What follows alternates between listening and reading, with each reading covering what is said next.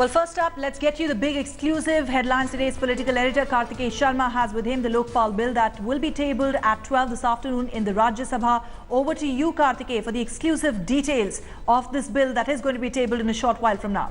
His headlines today has accessed the hard copy of the Lokpal and Lok Ayukta Bill 2011. Now, this bill was prepared finally once it got a clearance from the Select Committee. Now, what this bill does is gives us salient feature as to what portions have been accepted. It goes on to say that creation of Lok Ayukta in the state, each state to set up institution of Lok Ayukta within a year of the act coming into force, it has been accepted. These are the recommendations of the Select Committee of Rajya Sabha. Then, jurisdiction of Lokpal, it says that the committee recommends that only those bodies, organizations, societies, trusts should be under jurisdiction of Lokpal which receive support from government directly in the forms of funds. So this has been rejected by the cabinet. Now, which are partially funded and they receive direct funds, because of which the functioning of the body takes place, only those bodies will be under Lokpal. But the most important of all here is the CBI. Now, what it does is all the recommendations regarding the CBI has been accepted by the cabinet, except one that requires the prior approval of the Lokpal to transfer officers of CBI investigative cases Lokpal referred by the Lokpal, which means Lokpal will not be able to transfer officers of the CBI. Well, Kartikeya, we'll just try and fix that audio line and come back to you in a moment's time. We are getting you the details of the Lokpal bill that is going to be tabled at 12 this afternoon in the Rajya Sabha. Remember, the Lokpal bill has been passed in the last year's winter session in the Lok Sabha, but it is hanging fire in the Rajya Sabha. The government trying to fast track Lokpal bill. It's expected to be tabled at 12 this afternoon in the Rajya Sabha, and Headlines today has exclusively accessed this bill, and we're trying to get you the details and also trying to find out whether some of those sticking points have been resolved, whether there's going to be another round of confrontation over the proposed law that had created a massive storm last year. Well, I believe we can go back to Kartikeya at this moment. Kartikeya, over to you. Yes, Ruchika. Now it says that the committee made several recommendations for strengthening the CBI. They include CBI shall have a separate directorate of prosecution under a director who shall function under the director of CBI, which is path-breaking, Ruchika. You will have a directorate of prosecution. Then the director of CBI shall be the head of the entire organization. The director of CBI will be appointed by a collegium. Director of prosecution will be appointed on the recommendation of the CVC. The power of superintendence over in direction to the CBI in relation to Lokpal referred cases must vest in Lokpal. This was the demand of Anna Hazare. And officers of CBI investigating cases referred by Lokpal will be transferred with the approval of Lokpal. This has been rejected. Now, what is important here is what has on which the government has said no comments. Suspension of chairman member of Lokpal to be operative only after the recommendation interim orders of the Supreme Court. No comments. Complaint made in good faith to be protected from imposition of penalty. No comment. And then it goes on to say the opposition's position. Opposition objected to the cabinet decision that before ordering an investigation against public servant, he should be given an opportunity for hearing.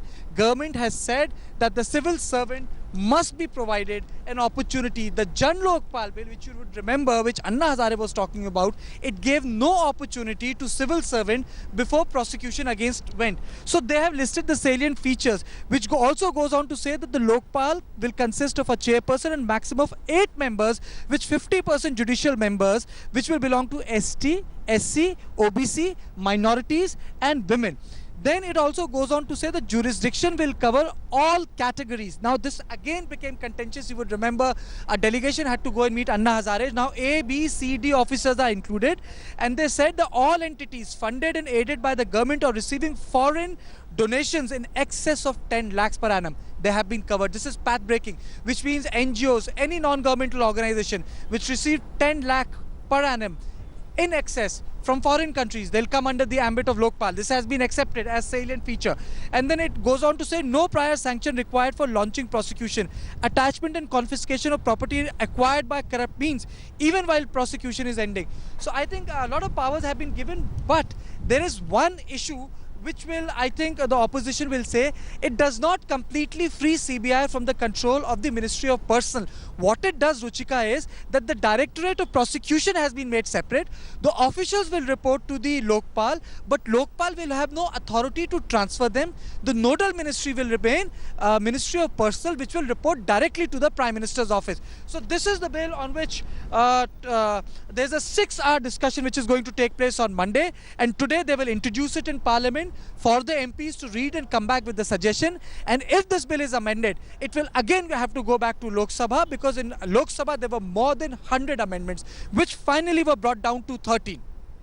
All right, and that brings me to my next question. Will this bill, which is going to be now tabled in the Rajya Sabha at 12, will this appease BJP and also, more importantly, Anna Hazare, whose fast is now entered day 4?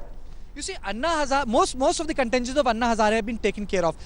The most, I would say, the contentious issue was the CBI. Now, this is one thing which has been made clear by the government. The prosecution has been done away with. It reports to the Lokpal, also report to the Director CBI, but the CBI in itself will have to report to DOPT as someone who's part of the administrative paraphernalia of the parent ministry. Now the objections are here. The opposition stressed on the need to reconsider the provision providing for reservation based on religion in appointing members of Lokpal, as it is outside the constitutional scheme of the country. These are the opposition's demands. It further objected to the re-employment of retiring CBI directors by the government as desire of future favour. It also objected to the government move to allow transfer of officers of CBI investigating cases referred by Lokpal without approval of Lokpal. Opposition objected to the cabinet decision that before ordering an investigation against a public servant, he should be given an opportunity. So two things have been rejected by the government. Civil servants will have an opportunity. Lokpal will not be able to transfer officials directly. Then they have not made it into a code of conduct of desire of a future favour. But then yesterday, Cabinet passed a bill in the Cabinet in which model code of conduct has been approved. This part has been covered. The third part has been covered under the model code of conduct. And the fourth, the opposition stressed on need to consider provision based on religion. Now what they have done in a very subtle way, Ruchika, and that's a very good question you asked me, that instead of religion they said SC, ST, OBC and minorities. So all these 4 portions have been rejected but accommodated in different ways.